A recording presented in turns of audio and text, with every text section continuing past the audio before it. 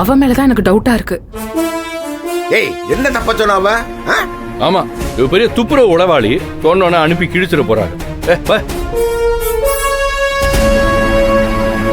எப்பா கதிரு, தர்ஷன் எங்கப்பா? மா, இன்னும் கொஞ்ச நேரத்துல இதோ இதுங்க லட்சணம் எல்லாம் தெரிஞ்சிடும். பாதி விஷயம் வந்துருச்சு. இதோ இப்ப பிடிச்சிடுறேன் பாரு.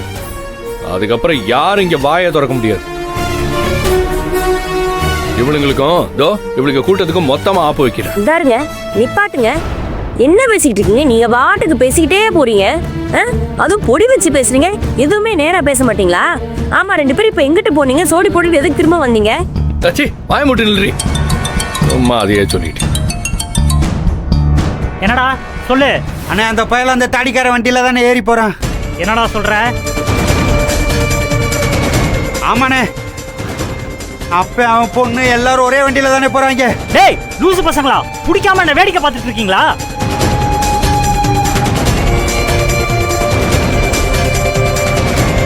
நீ பிடிச்சிடுறன்னு எப்படியாச்சு? கிழிச்சிங்க போனவை. என்னாச்சு மாமா? சந்தேகப்பட்டது சரியா போச்சு. நம்ம தர்ஷன், அந்த பார்கவி, அவங்க அப்பா அந்த பாட்டுக்காரன் 3 பேரும் ஒன்னா ஒரே கார்ல போயிட்டு இருக்காங்க.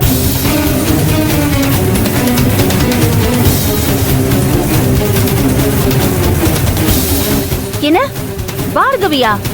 என்ன உளறீங்க நீங்க? ஆமா, எங்க போயிருக்காங்க எல்லாரும்? என்ன சொல்றீங்க நீங்க? கொஞ்சம் புரியுற மாதிரி சொல்றீங்களா? ஏய், வாய மூடுறி, நடிக்காத. அந்த பையன் மனசு மாத்தி அந்த குடும்பத்தோட சேர்த்து வைக்கணும்னு பாக்குறியா? என் மகனை எத்தனை வாட்டி நீ அசிங்கப்படுத்துவே? ஆமா அம்மாச்சி, பயல கொண்டு போய் கொடைக்கானல் பக்கத்துல ஒளிச்சு வச்சிருக்காங்க. என்னது? கொஞ்சம் கூட வெக்கமே இல்லாம 2 பேரையும் பழக விட்டு அப்படியே பேக் பண்ணி எங்கேயாச்சும் அனுப்பிடலான்னு பிளான் பண்ணிட்டு இருக்காங்க.